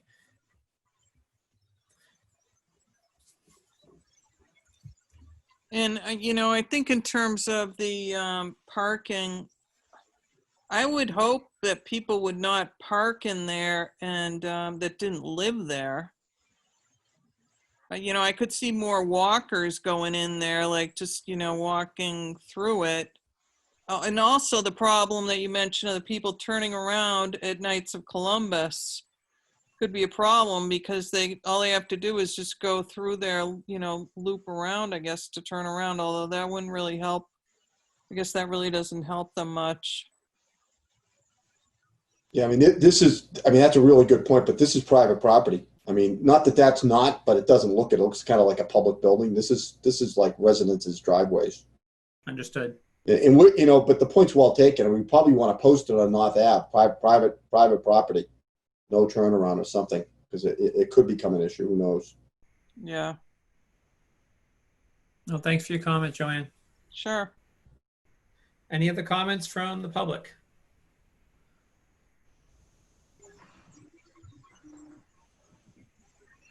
I don't see any other comments. I know, John, you're still sharing. Do you want to jump back to the other plan real quick? Just take another look. So as a planning board, we would not be recommending this single entrance curb cut plan, but John, if you could jump back, we'd be recommending favorable action for this. Oh, I'm not for the rezoning of this area, changing it from general. I'm sorry, just from single to general. Let me I, double check on that. Let me. Mr. Chairman, Yeah. I think that just, I would not be recommending this plan over the other one. I would still want it to be a maximum of 2. So the applicant could choose whichever one. I don't want to decide right now what gets done because I don't know what's going to happen in the future. So understood, and I feel the same way. I'm confused a little bit by Paul, Mr. Everest's comment. Do we need to recommend a plan? No, Okay. no. I mean, your covenant is basically is what you need. If all you need to figure is, and I think you already did, you're saying that you have no problem with a maximum of 2. And that's what's going to be in your covenant, Okay. in the agreement, I should say, and then your covenant. And so the only thing you're voting on is you're voting on to enter the agreement as prepared by town council, and then voting to, if you so choose, to recommend favorable action on the zoning change. Understood. Okay. And I think at town meeting, you know, I would assume you would probably tell town meeting that, you know, part of your reasoning for your support is that you've entered into an agreement with the developer to limit the, you know, to provide for a common driveway and provide for sidewalks on North Ave. I mean, that's, Right. you know, I would think that would be part of your presentation at town meeting. I think that's all you need to say is the agreement requires a common driveway and you want the sidewalks. Mm-hmm. That's it. I mean, basically, you're voting to enter this agreement and then to also support the zoning change, recommend affirmative action at town meeting. Now, the question is, do you still want, you know, after Ms. Scola's comments, do you still want to limit it to one way, or do you want to open that up and leave it to the zoning board to decide and traffic advisory when they look at the project? Not knowing enough about the traffic and the zoning, being able to explore it more, the zoning board of appeals, I'm open to having this left as this is where the wording comes in. If it does stay as a 2-way, or it can be 2 curb cuts maximum, one being an exit, one being an entrance, limits it to a 1-way. If the verbiage, if the wording is not there for the one each, does it open up to be 2 separate? Which is what we don't want. We, again, not wanting people. No, it's a common driveway. So, you know, the way it's written is said common driveway shall have a maximum of 2 curb cuts or openings. So in that case, it's a common driveway. It's going to have 2 curb cuts or openings. We attach that plan, you know, we attach the plans as an example, and it's up to whoever to determine if it's going to be 1-way or 2-way, if it's 2 curb cuts or not. Or if your board feels strongly enough that there's no way, if there's 2 curb cuts, you want it a 1-way, then you will put that limiting language in there because it's your jurisdiction to do that right now. You're making the decision. I don't feel strong enough. I don't know enough to make this a 1-way, and I'm open to discussion about it, but I don't know enough about the traffic patterns and the safety of the in and out of two cars, one coming out, one coming in at the same time, versus having this as a entrance only, exit only. I feel this is something we could leave to the zoning board to understand more and make a decision on. But Matt and Bill, I'm open up to discussion about that too. No, I'm fine at this point. So it can Okay. be- I'm okay with it too. So Brian, Attorney McGrail, if you could read again Yep. Do you want to bring it on the screen? The agreement? I can do that. Let me share my screen and make sure I have North Ave. Okay. Let's see, whereas right here. Right there. Yep. And Yep. we're looking at said common driveway shall have a maximum of 2 curb cuts. That's it. Just leave it at that. North Ave. Yep. Leave it at that. That's all you need. You just to fill that in, 2 curb cuts. Well, the idea of the common driveway, meaning linking it, and not using the word circular, but the common driveway. Yeah, because a common driveway serves Mhm. all 3 lots. Okay. Yeah. And that's enough. See where it says up above, in the event the property is developed with 2 family dwellings thereon, then there shall be a maximum of 3 building lots. Okay, so you're not going to squeeze in anymore. It's 3, with each lot containing a 2-family dwelling with a common driveway serving all of the lots. Right. And that word all. All. So, Serving all. Okay. yeah. That works for me. So we'll just put in the word 2 and that will be it. Maximum of 2 curb cuts. Yep. Yes. Okay. Matt, Bill, you fine with that? Sorry, I didn't want to answer for all of you. Yeah, well, I'm fine with it. Okay. Thank you. Yeah, I'm fine. I'm just looking at the logistics of this now. So we don't have this agreement in place, but we need to make a recommendation tonight that either we're going to favorably recommend this or not. So how do we move forward here? So my clients are gonna, Danny, you're there. You and Ray will sign this tomorrow, right? Yes, we'll sign this tomorrow. Yeah. So I would say as a point of order that your recommendation will be conditioned upon this document being executed. Okay. Okay, so in the motion, it would have to make the point of order. Yeah, because you're 100% right. So you're saying you're going to recommend approval, but only if this agreement is signed prior to town meeting. Okay. And the only thing we're changing here or adding is right here, 2. 2 curb cuts. Yep. Okay. All right, Would you like to make a motion?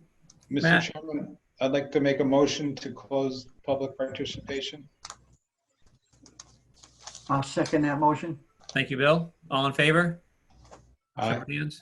Aye. Thank you. Let the record show 3 in favor, none opposed. Mr. Chairman, I'd like to make another motion that the board authorizes the chairman to sign on behalf of the entire board. Yeah, I'll second that motion. All in favor? Aye. Aye. Let the record show 3 in favor, none opposed. Mr. Chairman, I'd like to make another recommendation that we recommend favorable action on this zoning amendment contingent upon execution of this agreement and filing at the Registry of Deeds prior to town meeting. I'll second that motion. And all in favor? Aye. Aye. Let the record show 3 in favor, none opposed. And that motion, the 3 motions, 1 to close public hearing, 1 to grant authority for me to sign for the board, and the last one motion that the planning board recommends favorable action. Mr. Chairman, may I make one additional comment? Yes, please. May I address it to Mr. McGrail, please? Yes. The agreement, if this is not voted at town meeting, what is the escape clause in this agreement that's recorded at the registry? Well, it's only going to be a notice of the agreement that gets recorded at the registry. This agreement exists, and then the escape clause would be, we have faith in the board. We're not looking for anything in writing. That if this doesn't pass at town meeting, we'll probably come back to the board and say, hey, it didn't pass at town meeting. Would you execute a document just confirming that it didn't pass and the agreement is moot? And then we'll record that at the To registry. clarify, thank you. And we know the board will do that in good faith. So, Okay. Thank you, Paul.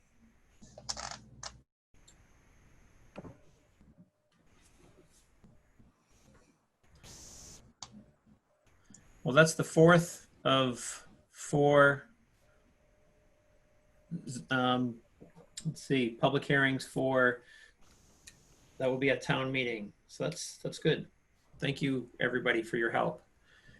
From the public to Attorney McGrail, and those are all four were yours too, right? That's right.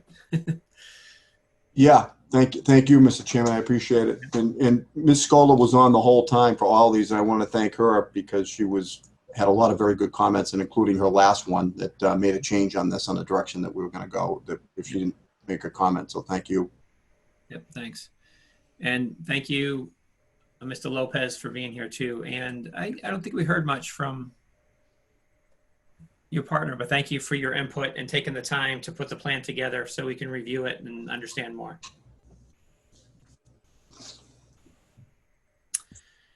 All right. I have just a question. Do we know how town meeting is going to go forward? In what capacity? I don't know if Mr. Revis or Attorney McGrail do. I know town council, I believe, is meeting on Monday of next week. And I'm hoping to learn a little bit more. Mr. Revis, Attorney McGrail, do you happen to know the answer to Matt's inquiry? I'm waiting with bated breath to see what happens at town council. I don't know. And nothing's been released that I know of yet. No, I tried to find something on the website today, and I didn't see anything. But I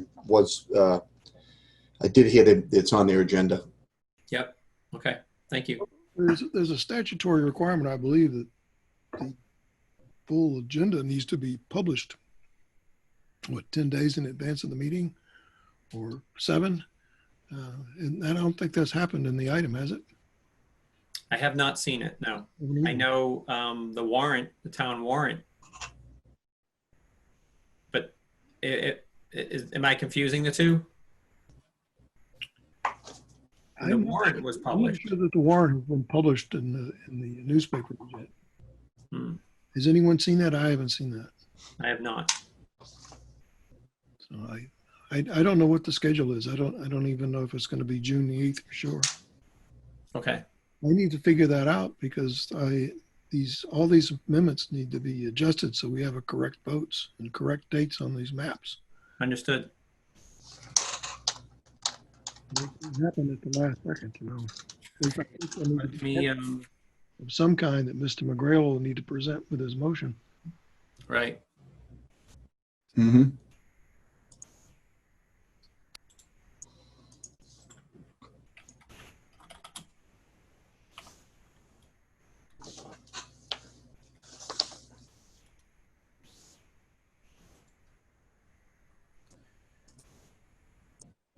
I just did a quick search and I'm not finding anything. Not that it means it's not out there, just. I'm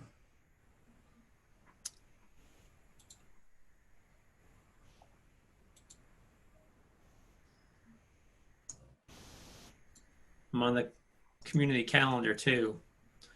Community calendar for June.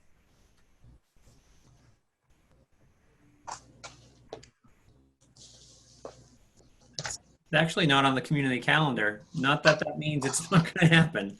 I thought town council was going to try to meet on Thursday. But I'm not sure.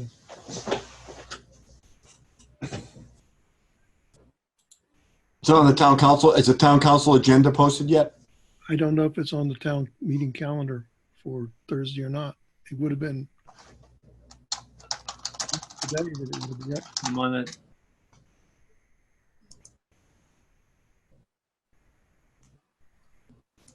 So I don't know if there's anything posted for May the 28th.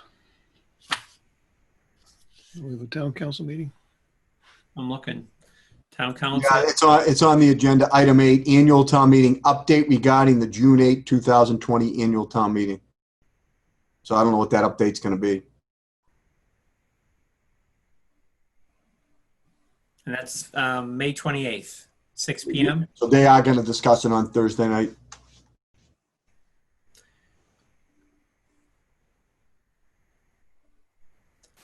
going to be a tough one attending the town council and the Conservation Commission.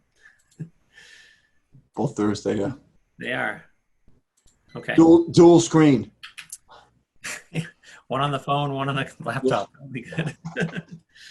All right. Well, thanks for digging that up. And that's a great question. Thank you for bringing it up. I'm sharing the agenda. So now we're on to, we already discussed, we already reviewed the item number 4, public hearing, and closed that in the last meeting. Lancaster Road, we discussed. Item number 6, definitive plans endorsement for Wildwood. I know we discussed it quickly, and I confused it, so I apologize for that. But there's nothing else to discuss on that tonight? No, Attorney Carrillo? no. Okay. And that would be our public hearings and under the business. Topics not anticipated by the chair. I'd like to go to the town planner first and see if there's any comments from the any topics not anticipated. I think we just jumped into one with the town meeting. I have nothing else, Mr. Chairman. Okay, thank you. Topics not anticipated by the planning board members.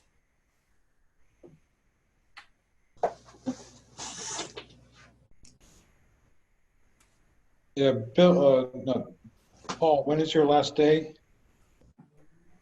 Paul Revis? June 29th? All right. Just curious. And then the other question I have, I know we discussed a little bit, what's the status with our clerk? Thanks for bringing, Secretary? yep, thanks for bringing that up. I was going to, after any other comments, I was going to bring that up. Let me see. I want to make sure I don't misunderstand. Let's see, or misread. So we are meeting with town administrator, and we discussed, Paul and I discussed, so I'm just looking for the correct email. I'm not going to share it on the screen, but I just want to note that in our discussion with our clerk and with another attempt to have her meet tonight, which I thought she would be here tonight, my message to her was that to explain more about Zoom and how it works, and that it can be done through a smartphone, listened to with the screen if needed, and that meetings are recorded. So it also discussed the expanded responsibilities of the clerk position. After Paul and I met with Mr. Mayo, we really started to understand what other clerks do, for the town boards, for the ZBA, the Concom, etc. That clerk position receives and records plans, sets and distributes agendas, secures meeting spaces, and creates required ads in local publications. So that would be what would be required for our clerk moving forward with Paul's retirement. So this is, in our experience, Paul has been doing this for us in the board. So it's a little difficult to see how we can move forward with our clerk unless those expanded tasks are being taken seriously and being completed. So I know it's a little sticky situation, but I want to make sure that we are open about it and transparent as far as understanding what is required of the board and of the clerk. The compensation for the clerk, as we know, Bill, it's $250 per meeting. I believe so, yes. Yeah, because we do sign that. I know that's part of your paperwork duties. As a new clerk, or our existing clerk coming in with the expanded role, does that compensation change? Or is that compensation meant to be part of including all of these roles? So, Yeah, that would be a lot more than she does for us now, I would think. right. Well, right now we're required to have the written meeting notes, and we don't. And this is our fourth meeting. Right.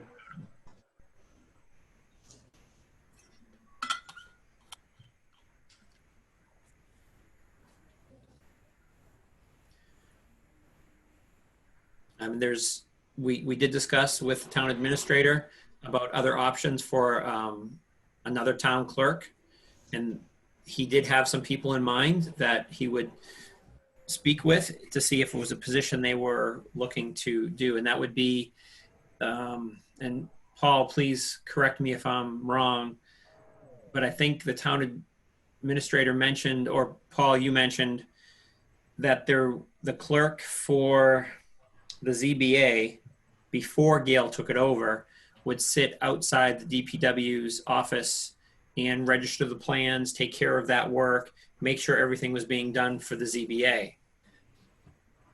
And I think that would be a similar type of role. I don't know what he plans to pursue, but that was Reese Shinney's. Okay. She did that. She was also the secretary for the DPW at the time.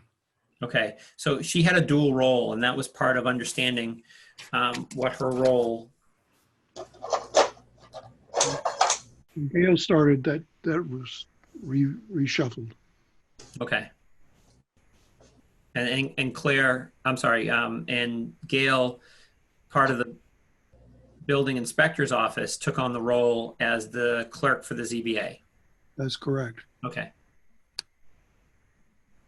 And we did not discuss compensation at that point and in that meeting at all.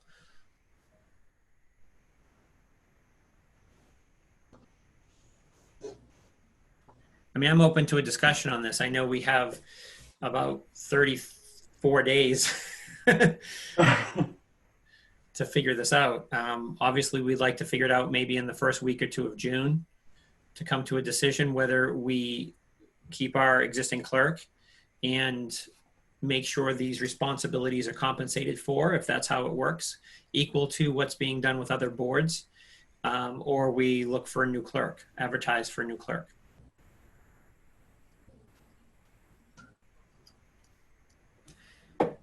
Bill and Matt, do you have any preference or any other comments to add to it? I know it's a difficult situation. So, I mean, is it up to us whether we compensate someone more or not? Is that up to the town? Right. We'll think about something and then they're saying, no, you can't do that. So I don't know if it's really up to us or not. I don't think it is. It's about what our budget will be. That's what it's going to come down to. Well, right now, the $250 to the clerk for recording, preparing, submitting notes. That's where we are now for meeting notes. Yeah, so I can't see that Linda's going to take on all that extra work for no more pay, and I don't think it would be fair for her to do that. And how would it work anyway? She works at the police department. Would people have to go to the police department to file plans there? Yeah, it doesn't make sense for the safety building and all that to work, and that's where the discussion came up, where the ZBA clerk is in town hall. The DPW, the clerk that had the dual role there, the plans were being received through the DPW, which again makes a little bit more sense than the public safety building. So this would be a position where someone would submit the plans to town hall. Would they go to the clerk? And then that becomes the in-between. So, Bill, you had mentioned, I think you were going to reach out to another planning board that you're familiar with. Yeah, I was up in Burlington, but I couldn't get a hold of anybody. I've been busy too, but I couldn't get a hold of anybody, but I'm still trying. And I didn't give up on.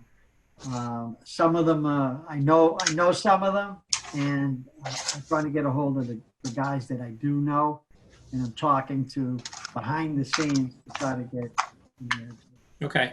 talking. I know two people I've talked to didn't that are give on up. planning boards. And one's ZBA, and one's planning board for other towns, other cities. And their clerk is paid, and they have a dual position or more where they're the clerk for more than one board. For example, the clerk for the planning board is also the clerk for the ZBA. And they register, all the plans that come in are registered and everything's through that person. It's a paid full-time position. Right. So, I don't see how this is a decision we're supposed to make. Honestly. no, who made the decisions for the other boards? I think it was the higher ups, weren't they? That would figure out who was going where. I don't know. I don't know who does. It's not very clear. You know? Right. Paul, in your experience, have you had any idea or have seen or witnessed or experienced what happens in this situation where you've taken on the load and the responsibility of this for years, but now it's going to be passed on to someone in the engineering office, someone in the building office? Like, where does this go to? I don't know how this is going to get resolved. Okay. And I can't see me, Matt, or Bill taking on this responsibility, working as a 3-person board. And I know I can't with the workload I have. I can't be at town hall 3 or 4 times a week.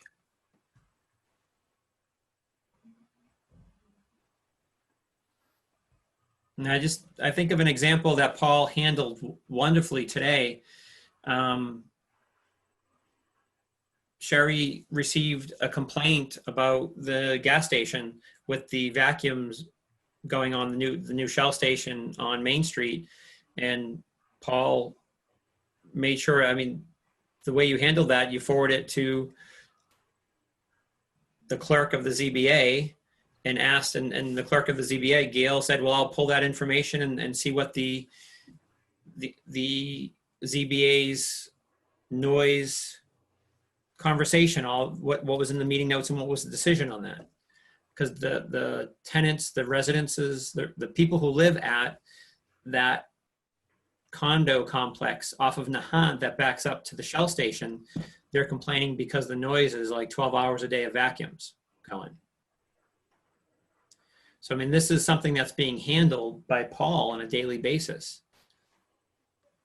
Who's going to be receiving those calls?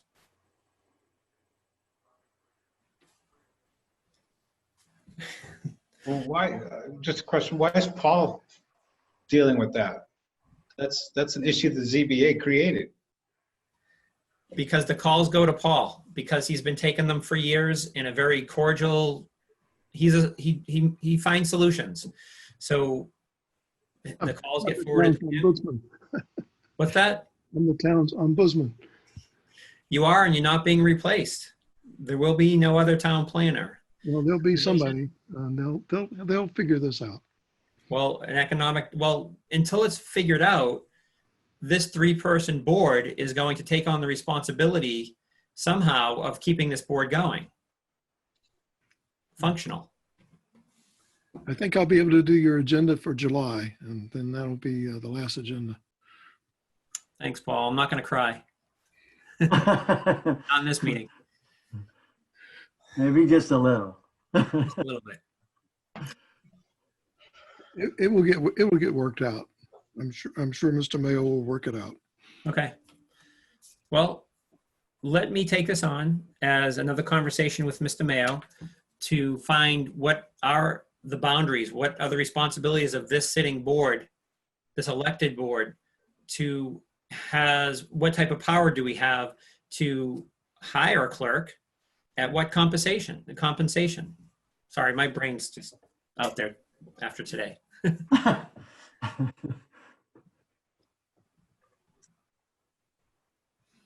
I guess let's leave it at that. We don't have to keep discussing this. It's uncomfortable.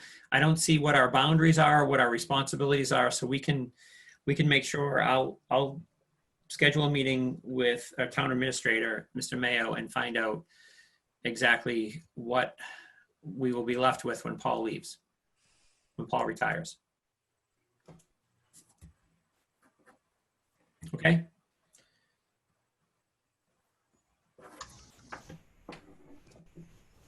I was really hoping for our clerk to be here tonight.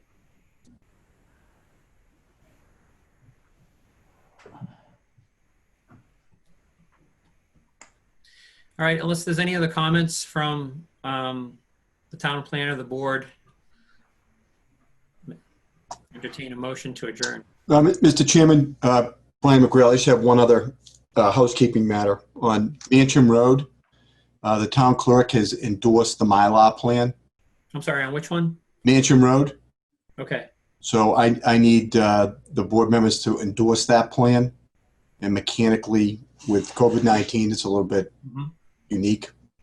So I was hoping that I'm happy to do the running around. I could start by, emailing you, leaving it at your house and picking it back up.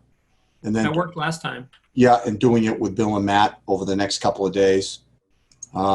It's becoming a little bit, certainly not your board's issue, it's our issue, but I got an email from Chief Scory on Sunday morning where he said to me, we responded to the mansion 10 times this month for trespassers. They're starting to get inside and making their way onto the roof. Very dangerous.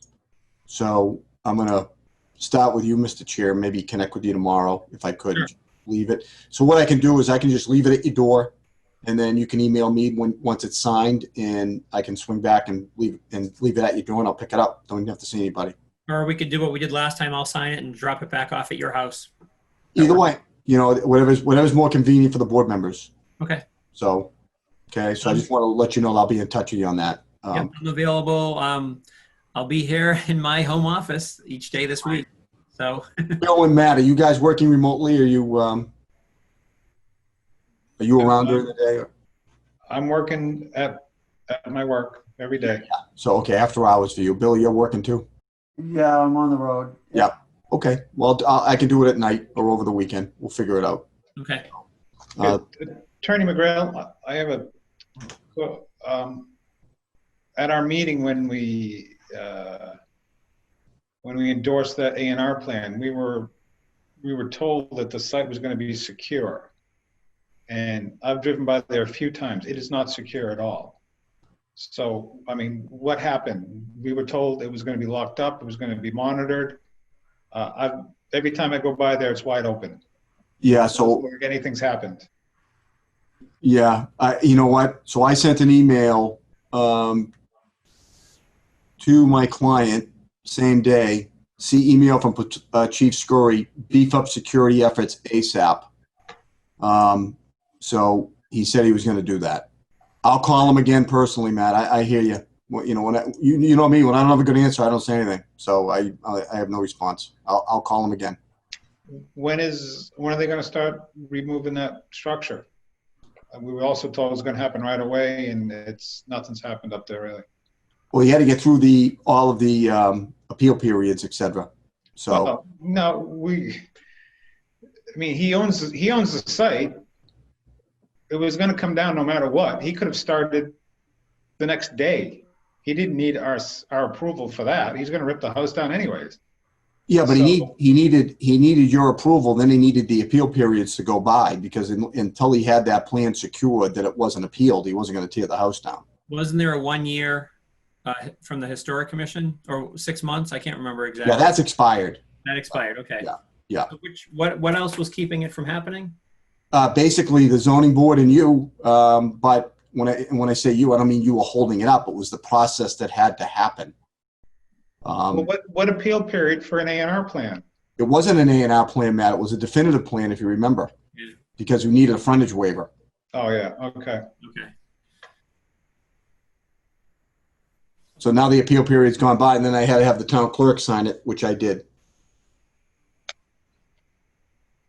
So they could start demoing tomorrow if they They wanted. could start. I mean, now he's dealing with COVID-19, so he's got to do this in a way with the Board of Health, because I don't know if the neighbors want things flying through the neighborhood, what's going on. He's going to be very, very particular how he goes about it. Okay. And we, as you know, we have all good relationships with the neighbors. We've been in touch with them regularly, so they know what's going on.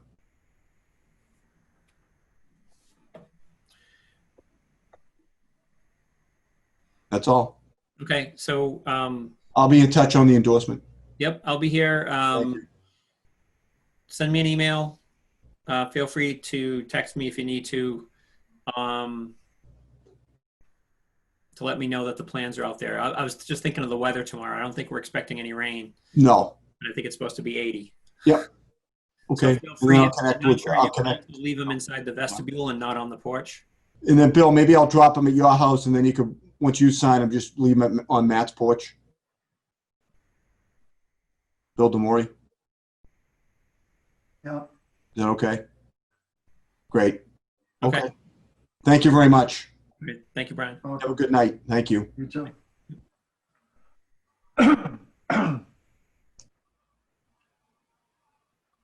Still looking for that motion to adjourn unless somebody has another comment.